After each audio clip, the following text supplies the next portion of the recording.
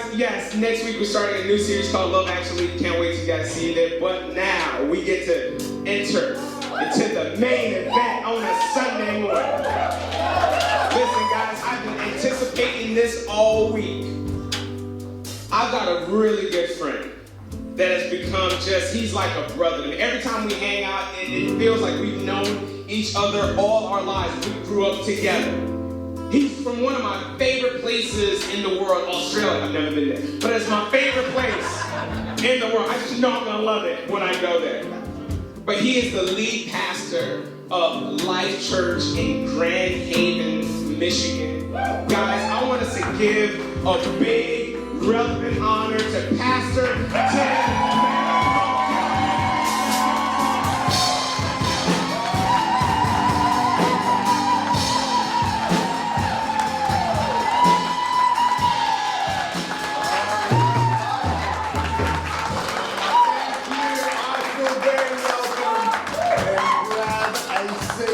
I tell you what, I've been looking forward to being able to be out here with Relevant Church for a long time. But hey, listen, I want to start out by just taking a moment. Listen, in Romans chapter 13, it talks about giving honor where honor is due. And hey, you guys have some absolutely incredible pastors out here. I tell you what, pastors, you know, man, there is so much that goes in building church. There is so much that is unseen. There is so much weight that is carried behind the scene. And I tell you what, you have got two pastors that do it on a consistent basis because they love you. That's why. So can we give it up for Pastors Muta and Christine?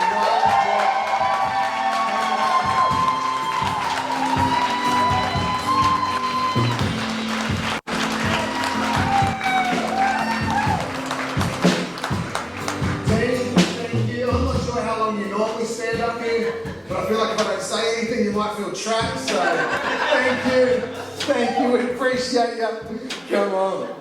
Hey, listen, I had a huge coffee this morning. Okay, I'm not going to have big ones. I got little ones going on. All right, and I'm especially excited to be out here. But sometimes when I get excited, I get a little Australian, okay? And so let me just say, if something starts happening, I get too excited and you can no longer understand me. Listen, in Australia, we talk different, okay? We talk more efficient than Americans do. That's what happens. So we've got a thing that we do where we shorten any word that we possibly can. All right? And so in Australia, if you were to say, hey, I'm watching a documentary about an ambulance at an accident. Okay, in Australia, we would say, I'm watching a doco about an ambo and an acco. And everyone knows what's up. Everyone knows what's up. So listen, if I start getting crazy up here, this is what I need you to do. I need you to grab those little invite cards and just start flicking them at me. Just let me know that something's going on and I will know what to do. But hey, listen, when Pastor Muta asked me to come out and be a part of Relevant Church this weekend, my first thought was, man, how can I add as much value to the church out in Niles? How can I add as much value as I possibly can to the people of Relevant Church? Man, it was the great Albert Einstein who once said, strive not to be a person of success, but rather a person of value. Man, I don't know about you, but that's the kind of person I want to be. Not always trying to get myself ahead in life, but trying to be bringing people with me. Not trying to get myself to number one, but seeing how much I can elevate those around me. And so, my heart this morning is that I would leave this place and that you would remember me. My heart is that I would leave this place and our God would be glorified. My heart is not that you would leave this place full of the Word of God, but you would leave this place more hungry for the Word of God. So hey, if you're taking notes, this morning, I've titled this message, Life in the Faith Lane. Life in the Faith Lane. And we're going to take a look at what it looks like when we choose to live our lives by faith. Because we all know what it's like to live life in the fast lane, don't we? I mean, we all know what it's like where things are busy. Lives are full. Schedules are crammed. Calendars are blocked. We all know what that's like. And for some reason, no matter how hard we try, we seem to always end up there. But what would our lives be like if they weren't known for being fast-paced, but instead were known for being faith filled? What would that look like? Now, that's a big question. And you know what? I don't think there's one clear answer for that. And I think that answer continues to change.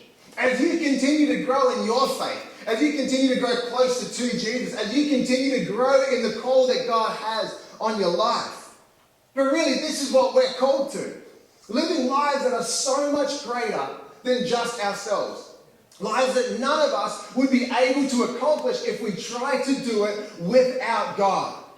Now, it was the Apostle Paul writing to the early church, talking about how we should be living our lives, when he said we live by faith, not by sight. None of us are called to live lives that can be accomplished by sight alone, by what we can see, by what we can dream, by what we can envision, by what we can come up with. We aren't called to live lives that only have room for the expectations that we have for them.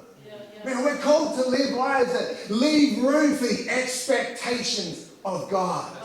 Now, in Ephesians chapter 3, we read about that. And it says, now all glory to God, who is able through his mighty power at work within us to accomplish infinitely more than we might ask or think. Man, this is the kind of life that we're called to. These are the kind of lives we're created for. Lives that simply is not possible without our God. Now, I love the story. It's found in Acts chapter 4. This has got to be probably my favourite story in the whole entire Bible. It's about a couple of guys called Peter and John. And now we read about Peter and John. They're out and about. They're preaching the gospel. They're telling people about Jesus. And people weren't having it. They weren't loving what they were doing. But no matter what came their way, they just wouldn't stop. And they ended up in jail because of it.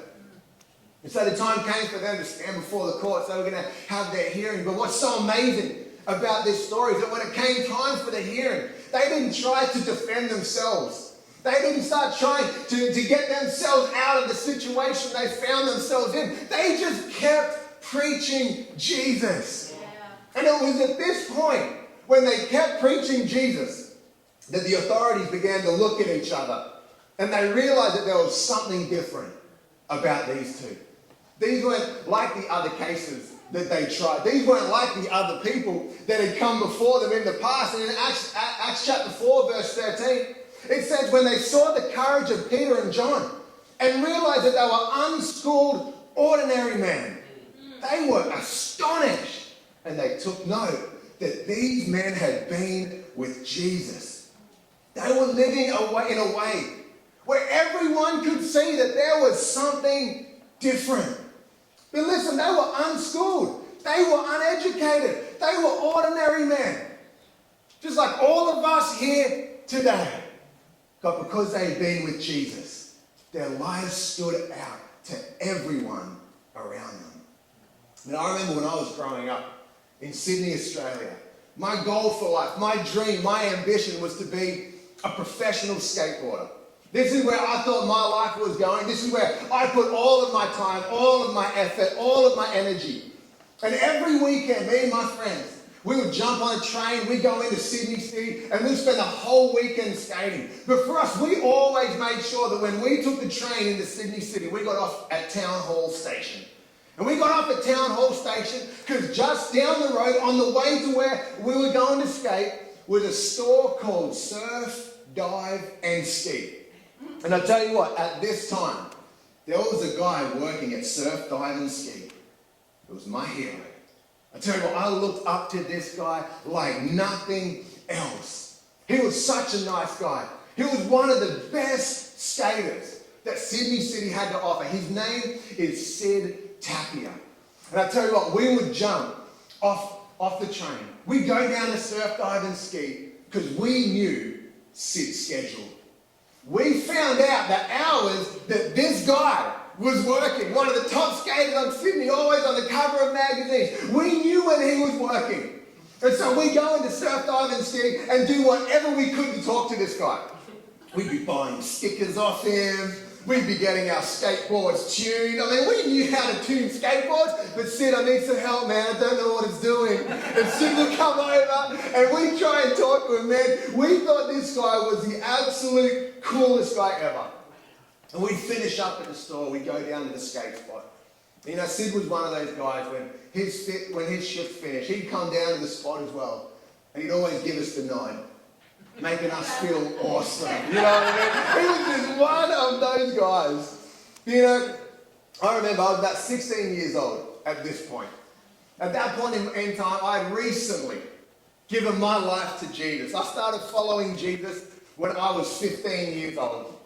And so I was 16. And at that point, man, I was following Jesus. And so I got planted in the house. My home church in Sydney, Australia. I was there every weekend without fail. I was in a regroup, man. I was surrounded by people who were going to build me up and help me pursue the call of God on my life. And I remember sitting in church one Sunday morning. I was sitting with my regroup, and I remember worship had finished. And we had that time in church where you get to take a few minutes and catch up and connect with some of the people around you. And I remember turning around and frozen fear, because 2 rows behind me was Sid Tapia. This dude's in church. He was sitting behind me and he's looking right at me. And I remember looking at Sid, and you know, you think that you'd be excited that your hero's in church, that he's going to follow Jesus. I wasn't excited. I was so scared that I just turned around and I just looked forward. I didn't know what to do, man. And so the end of service came. And right at the end, when my pastor started closing service out, he was doing the final prayer. Man, I'll tell you what, I'm not praying. My eyes aren't shut. I'm looking for the exits. I'm ready to go. I'm freaking out. And as soon as I can, I bolt to the end of my row to get out of there. Only to find Sid Tapia standing at the end of it, waiting for me. Man, I was terrified to be in the presence of Sid Tapia in church. But you know what was funny? In the following weeks, I got to know Sid a little bit more. Over the following months, we actually started doing some things together. In the years that followed, we ended up actually partnering together and doing a whole lot in our city for Jesus through the tool of skateboarding. It was really cool. But you know what?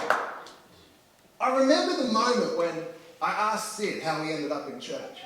I mean, how did this guy that all I ever saw was him skating in Sydney, CBD, in the city. How did you end up in church? How did you end up in my church? I'll never forget what he said.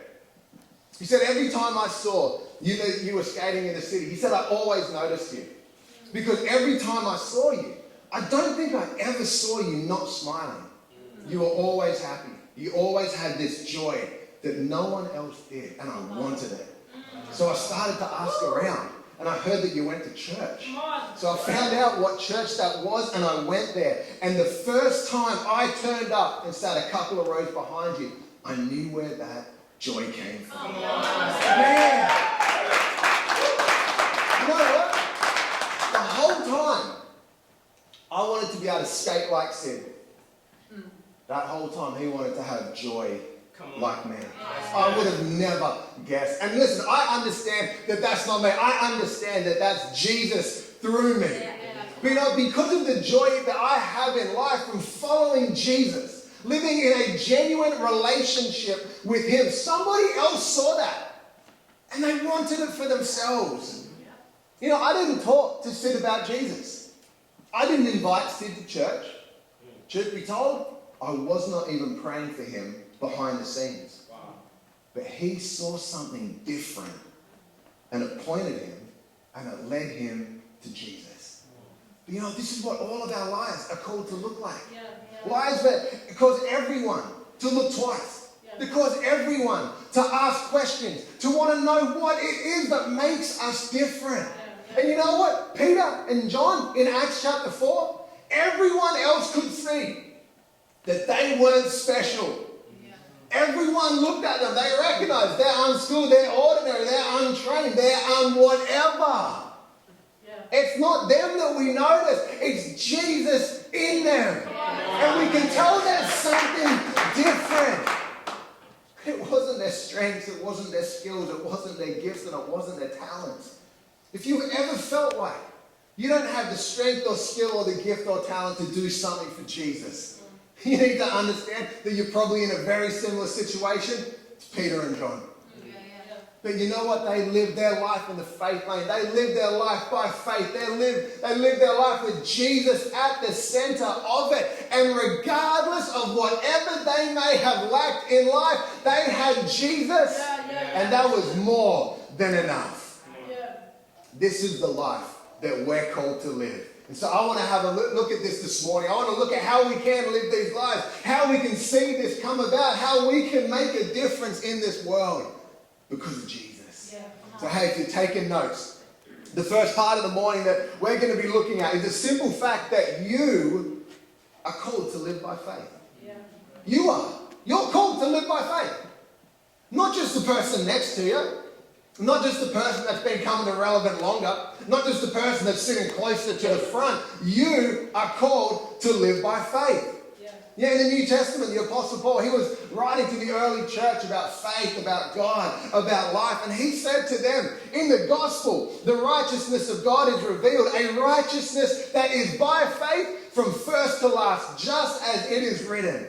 The righteous will live by faith. You know, I think it can be really easy to hear this and think that living by faith means living a crazy, wild life. Surrounded by miracles, always seeing results, always having a story to tell. But you know what I've found in my life? Is that most of the time living a life of faith isn't found in the big things. More often than not, it's actually found in the small things. It's trusting God with your day-to-day life. Trusting Him and following Him in everything you do. And you know what? Sometimes, it will look big. But most of the time, it will probably feel quite small. It's having faith to live each and every day in the way that He's called us to live. It's having faith to be thankful for what you do have, even in the face of all of the things that you don't. It's having faith to serve others and trusting God, instead of just promoting ourselves and trying to move ourselves up the ladder. It's having faith that there's more value in the Word of God than there is in the other media platforms we immerse ourselves in. It's having faith that God will bless us more than we're generous, than we could ever build by keeping it to ourselves. It's having faith that God will bless us more when we act with integrity than we would move forwards by doing something without it. It's having faith that God will bless your relationship more when you do it His way than the results that would come from doing it the world's way. It's having faith that God will bless your children more when you raising His ways than when you raise them how the world teaches you to. But you know, all of these things, they aren't crazy, radical, life-altering moments. These are everyday decisions based on a life lived by faith. And what God teaches us in the Bible is that when we do live lives of faith with God, even just a little bit of faith goes a really, really long way. You know, I think this is shown really well in the life of a guy in the Old Testament, of Abraham. Now, I'm sure everyone's heard of Abraham, even if you're not found in church, even if it's your first time with us, everyone's heard of Abraham. He's one of those guys that is such a big deal. He left such a mark on the world that no matter where you're from, you've heard about him at least once. His life was crazy. Man, he had visions from God. He established covenants with God. He saw miracles with God. He was blessed by God. He lived in the promise of God. He was commended by God. In Romans chapter 4, man, it even said that God counted him as righteous because of his faith. So this was obviously a guy who lived by faith and lived a really large life because of it. So it can seem like if we're going to live a life of faith ourselves, well, this is what it has to look like. And if we aren't seeing this in our world right now, then we're not living with enough faith. It can almost make living by faith seem unrealistic. But you know what we don't realize about Abraham and the life of faith that he lived is that Abraham's life of faith all started with one simple step of faith. You see, when we read about Abraham's life, it kicks off in Genesis chapter 12. Where he wasn't doing anything crazy, anything radical. He just took a step of faith. You see, it says that the Lord had said to Abram, leave your native country, your relatives, and your father's family, and go to the land that I will show you. I will make you into a great nation. I will bless you and make you famous, and you will be a blessing to others. I will bless those who bless you and curse those who treat you with contempt. All the families on earth will be blessed through you. So Abraham departed as the Lord had instructed. Lot went with him. Abram was 75 years old when he left Haran. So this is where it all began. And everything that came from the full life that Abraham lived, it all started here with one step towards what God had called him to.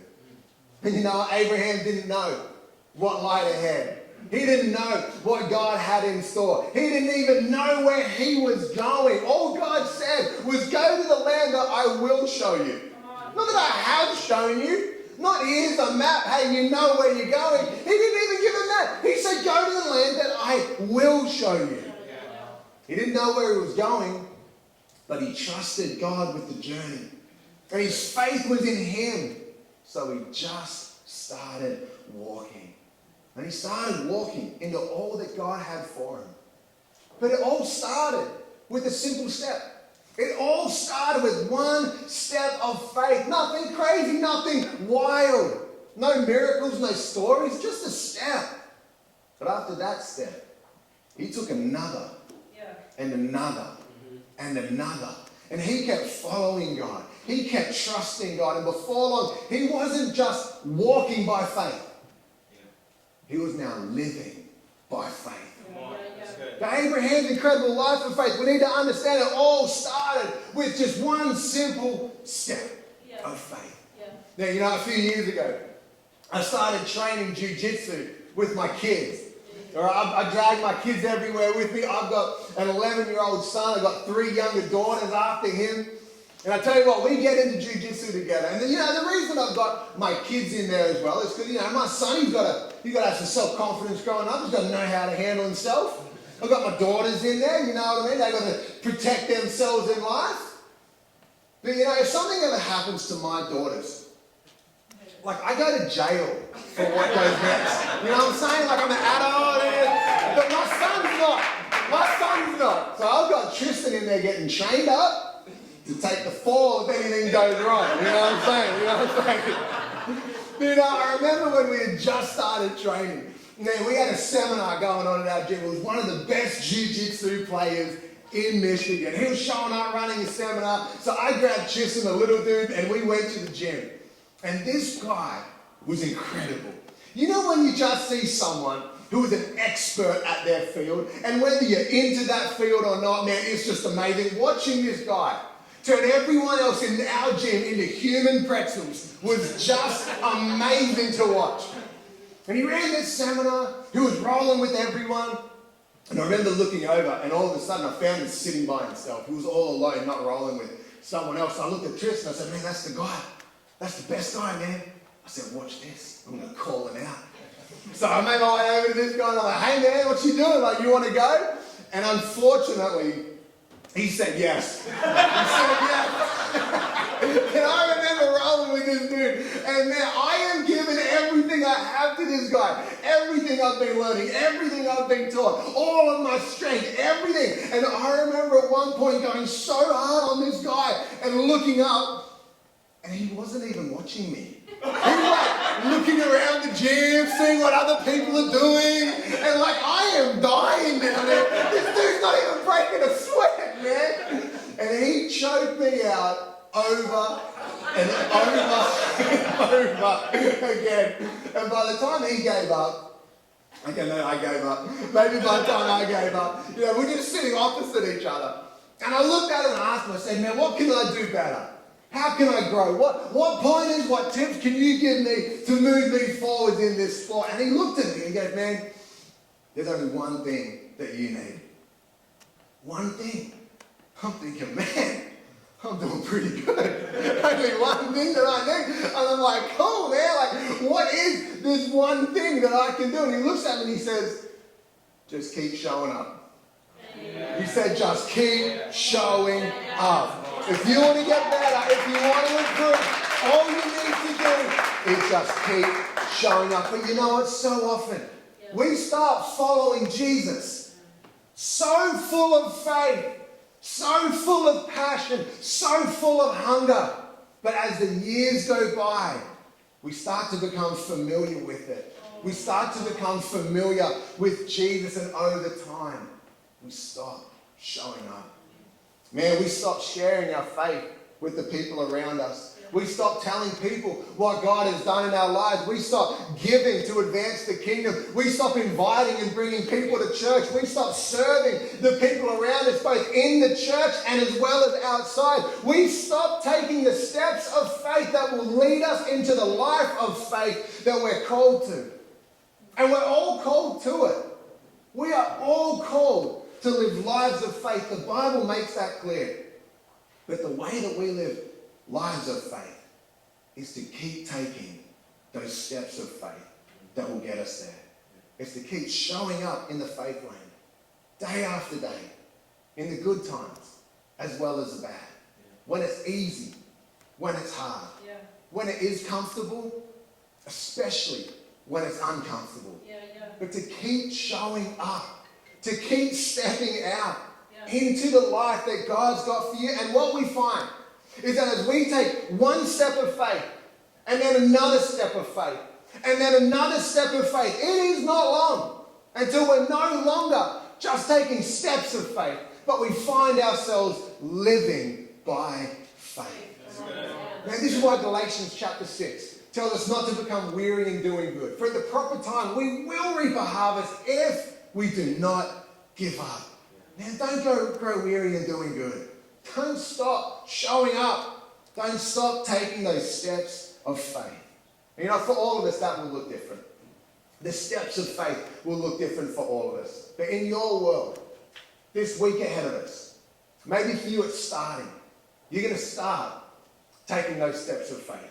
You're maybe just going to take that one step of faith. Or maybe you stop taking steps of faith. And you need to start taking them again.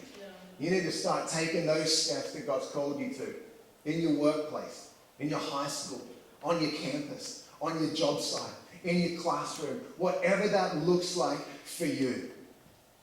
But as you start and keep taking those steps of faith, you will find yourself living by faith. So this leads me to the second aspect of faith that I want to look at. And this is the biblical truth that the faith lane leads to a full life. This is actually a really big concept. It's not a new concept, but it is a big one.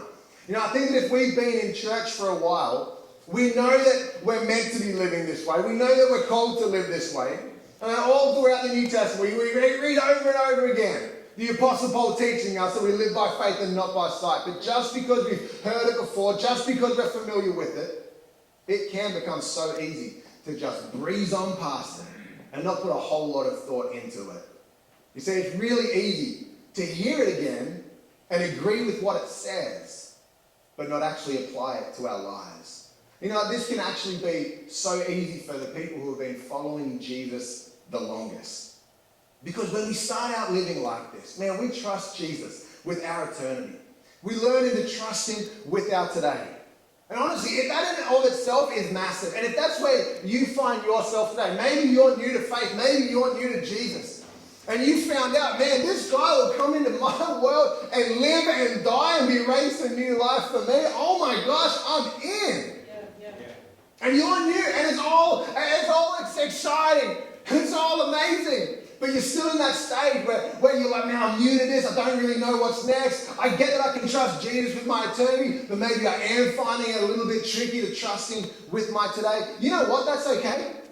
Your faith will grow.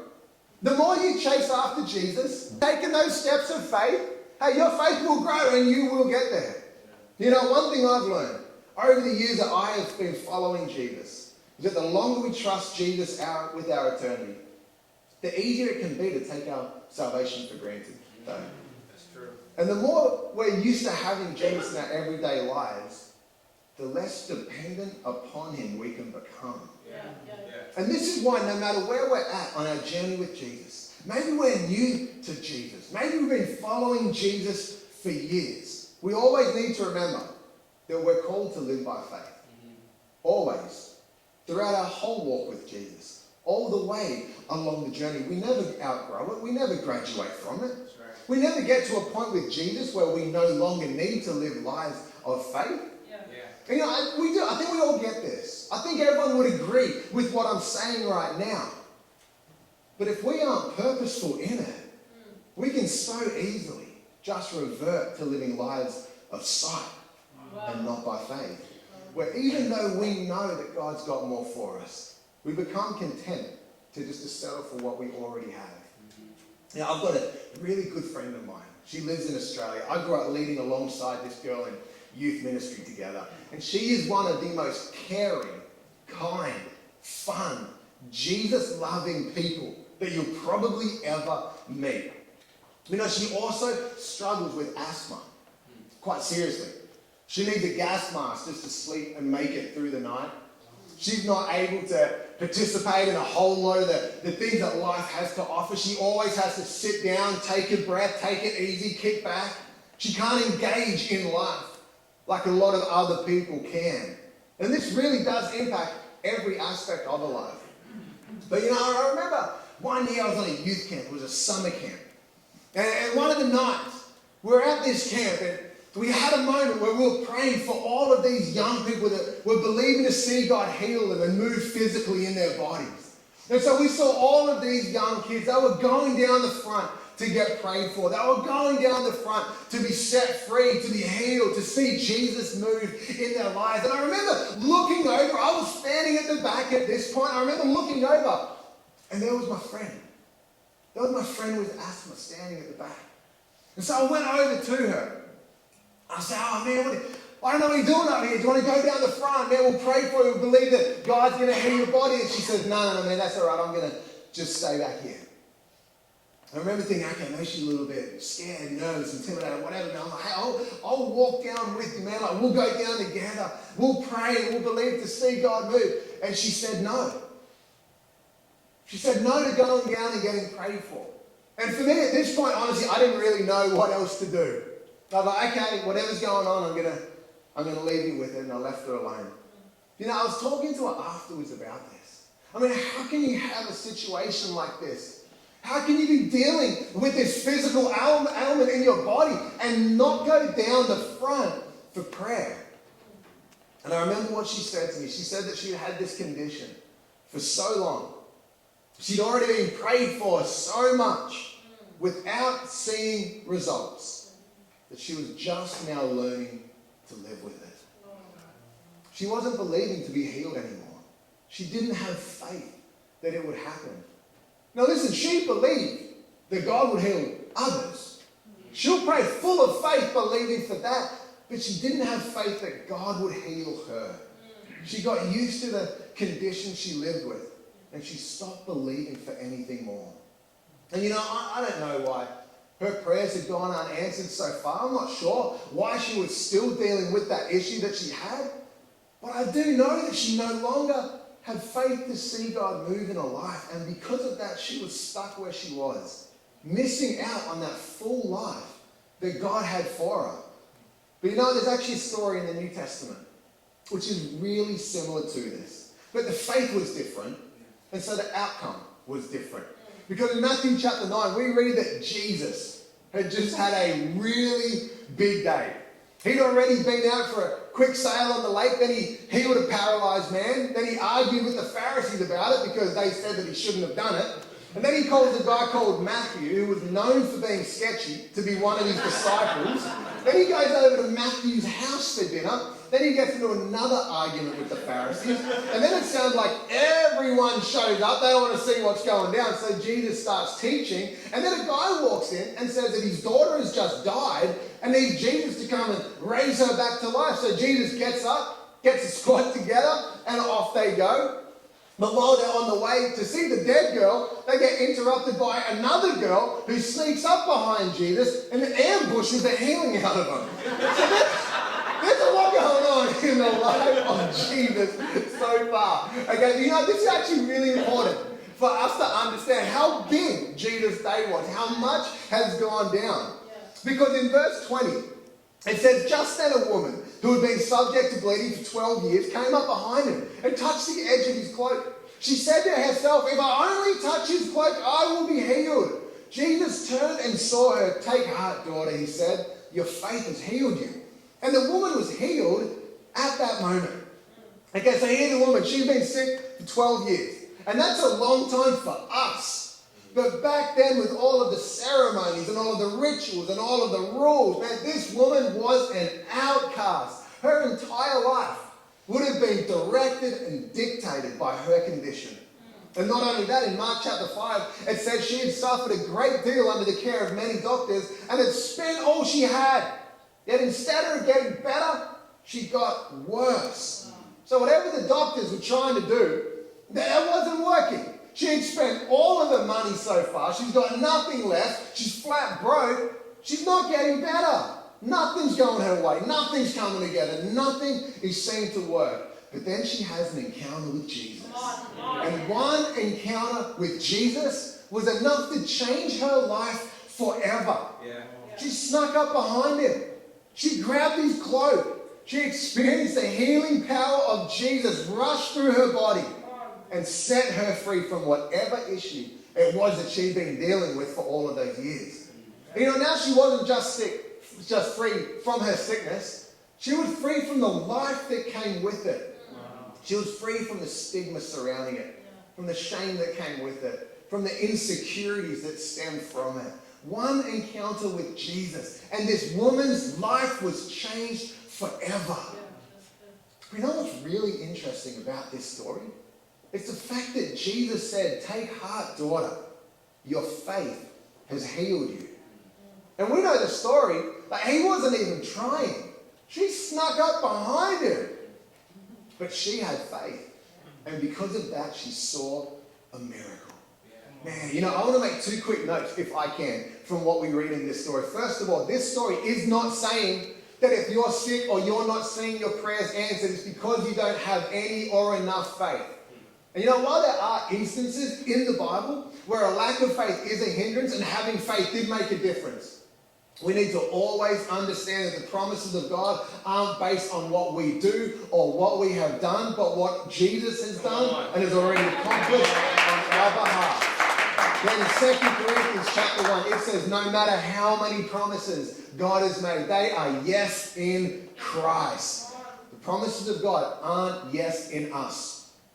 The promises of God are yes in Christ. Listen, our part isn't earning the promises. Our part is glorifying God through the process. You know, not only that, when it comes to God showing us his heart towards us, this is what we need to understand. Later on in the New Testament, it even goes as far to say that if we are faithless, he remains faithful. So don't for 1 minute let someone try and convince you that if you are sick or lacking or anything like that, it's because you deserve it, because you don't have enough faith or anything like that. Even if you're faithless, man, God's still faithful to his promise. You know, the second thing we can learn from this encounter. Okay, check this out. Jesus had a real full day. We all get that, right? He had a lot going on. He's on his way to raise a young girl who just died. He's surrounded by people. Everyone wanted to ask questions, take his time, get his attention. But in the midst of everything that was going on, in the midst of the urgency of the little girl, Jesus still stopped for the woman. And he met her where she was at. And he gave her a miracle. Now, I'm not sure where you're at today, but you need to know that no matter what is going on in the world, no matter what is going on in your life, Jesus always has time for you. You are never overlooked. You are never pushed to the side. You are never forgotten. Hey, your prayers might not be being answered like maybe you hoped or thought that they would, but you can trust that God sees you. You can trust that God cares for you. You can trust that God is working his best for you in the situation that you find yourself in. This is why in Romans chapter 8, it said, in all things God works for the good of those who love him, who are called according to his purpose. Okay, first of all, you're called to live by faith. Second of all, the faith lane leads to a full life. And third, a growing faith leads to a growing life. Now, I love what Jesus said to his disciples in Matthew chapter 17. Because they found themselves in a situation where they were all lacking in faith. They all wanted it, but their lives just weren't bearing the fruit that Jesus said a faith-filled life would. And he said to them, truly I tell you, If you have faith as small as a mustard seed, you can say to this mountain, move from here to there, and it will move. Nothing will be impossible for you. You know, I find this encouraging personally for myself, because it shows us that even though the disciples may not have had the faith that they needed in that moment, Jesus was showing them what would happen when they did. And if you were to keep reading the New Testament, reading the lives about the disciples and what their lives looked like, you know what? Their faith did grow. Yeah. And they did see miracles. Yeah. And their lives got larger and larger as their faith began to grow. Yeah. And the larger their faith grew, the larger their lives did as well. And the larger the impact that their lives left on the world. You know what this also means? That no matter where we find ourselves, with our level of faith right now, we need to understand that our faith can grow, that we can get more of it. This is why in Luke chapter 17, the apostles said to the Lord, increase our faith. Man, they obviously had faith to begin with, but they wanted more. So they asked that God would increase this, and as their faith increased and got larger, their lives got larger, and their impact became larger as well. And if we can just go back one more time to Abraham's story before we finish up this morning. It's in Genesis chapter 12. He's living in a town called Haran. He's 75 years old. And as far as we can tell, this guy lived a pretty good life. We don't get a whole lot of insight into what it looked like before this moment, but we do know that he was married. We know that a part of his family said they would go and move with him. So his family was healthy. The city that he lived on, it was on a trade route. So it wasn't desolate. It wasn't anything like that. If anything, it would have actually been quite prosperous. So even though we don't know a whole lot about Abraham's life before God's call, it does seem like he was living a pretty good life with some pretty good results. But it's right here that God called him to more. And said to him, leave your native country, leave your relatives and your father's family, go to the land that I will show you. And God told him that if he was to do this, if he was to step out and live by faith, he would bless and prosper Abraham in an absolutely incredible way. But isn't it amazing that God saw Abraham living a good life with good results, but still called him to step out in faith so that he wouldn't just see good results in life, but he would begin to see God results in his life. And I love this because I think it can be so easy to just become content with a good life, especially if before we didn't even have a good life. We can start living a good life and be happy and say, you know what, this is good enough for me. But when we look at the heart of God, his plan is not that we'll just have a good life with good results, but we will be living a godly life with godly results coming about. Not results that are our size, but results that are his size. Results that can only come by living a life that is larger than just us, depending on more than just us, expectant for more than just what we can do, and living in a way where God just has to come through. And when we do this over and over again, all throughout the Bible, hey, we can see that we're called to live by faith and not by sight. Man, this is when God moves in a way that we never thought possible before. I mean, do you remember what Jesus said earlier? If you have faith as small as a mustard seed, you can say to this mountain, move from here to there, and it will move. Nothing will be impossible for you. This is what life begins to look like when we choose to live in the faith lane. God's heart isn't that you would just go through life seeing good results. His heart is that you would see godly results. Not that you would have a good marriage, but that you would have a godly marriage. That it would be full of love and forgiveness and selflessness and life. Not that you would have good finances, but you would have godly finances. That you would be blessed. And you'd also be a blessing. That you would be generous. That you would use and leverage your temporary resource for eternal impact. Not that you would have good friendships, but you would have godly friendships. That you would build others up and be surrounded by others who will build you up and encourage you and inspire you. And that you would surround others and build them up and add value and encourage and inspire. Man, if I could get the team to come back up. You know, in everything that you do, everything that your life is defined by, God's heart is that it would be defined by Him. Seeing the fruit that only a life with Him at the center of it can bring. And when we look at Abraham, who 100% saw this come about, didn't come about by staying where he was. It all came about by Abraham taking the steps of faith that he needed to, that would take him to the direction that God was calling him. And it wasn't just one step. It was another step, and then another step, and then another step. And for Abraham, he found that when he kept taking the steps of faith that he was called to, he ended up living the life of faith that he was created for. I'm not sure what steps of faith you need to take this week in front of you. It might be taking steps of faith towards purity in a relationship. It might be taking steps of faith towards boldness in the workplace. It might be steps of faith towards trusting God with your finances. It might be steps of faith towards forgiveness in a friendship. It might be steps of faith towards restoration in a marriage. It might be steps of faith towards health in your body. It might be anything. But I do know that if you're going to live the life of faith that God has called you to, you need to take the steps of faith that will take you there. You know, I absolutely love that as we do this, God promises to meet us every step of the way. In James chapter 4, it says, draw near to God, and He will draw near to you. Now, I'm not sure where everyone in this place is at with Jesus today. I'm not sure if you've ever made that choice to draw near to Him before, to have a relationship with Jesus, to do life together with Him.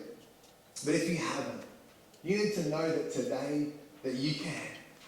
And if you've ever felt like that statement was not true, and maybe like your friend, so my friend, you believe that Jesus wants to have a relationship with other people, but you don't know my life. You don't know my background. You don't know what I've done. You don't know what I've been through. You don't know who I am. I get that Jesus might want a relationship with others, but there's no way He'd ever want a relationship with someone like me.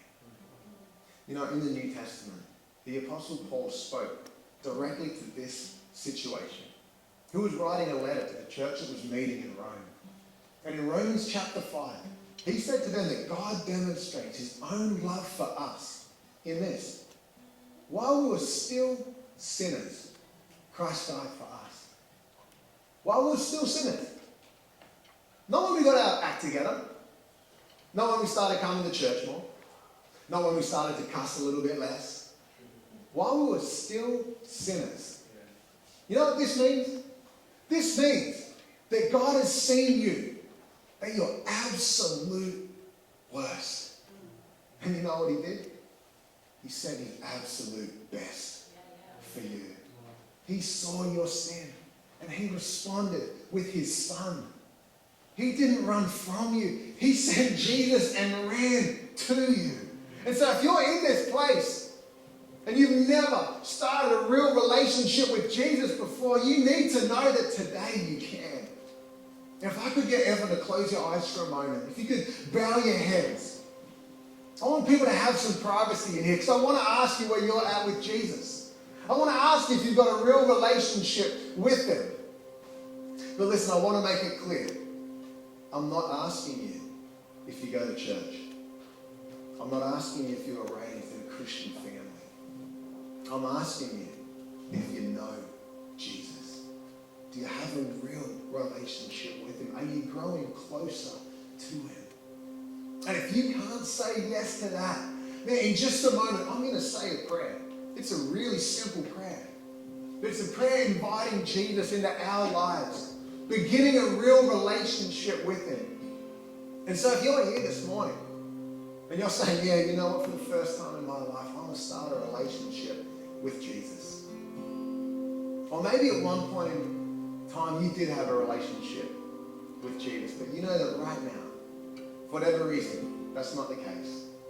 But this morning you're saying, yeah, you know, I need to pick that relationship back up again. I need to keep living my life with Jesus. Hey, I want to be praying with you as well. And that is you, and you're saying, yeah, I want to start a relationship with Jesus for the very first time. I need to pick that relationship back up again. As I pray, I want to ask you to take a hold of this prayer, to make it your own, personalize it, receive it. And in just a moment, Pastor Mood is going to come and ask you to do something. So God, we thank you that despite the sin that we have in our lives that comes from us trying to do life our own way, oh, you would still send Jesus for us. And he would come into this world. And he would live for us. He would die for us. He would be raised to new life also that every single one of us can be raised to new life as well. God, we know that we never did anything to earn or deserve the price that Jesus paid. But even still, he came willingly for us. So this morning, God, we want to say thank you for your grace. Thank you for your mercy. Thank you for your forgiveness in our lives. And this morning, as we invite Jesus into our lives, God, we thank you that we're stepping into a real relationship with him. And God, we thank you that from this moment, we're doing life together. In Jesus' name we pray. Amen. Come on, let's give it up for the man. The man of God who just preached that incredible word.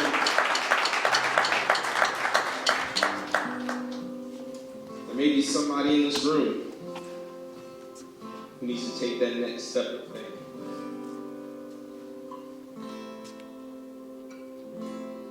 The faith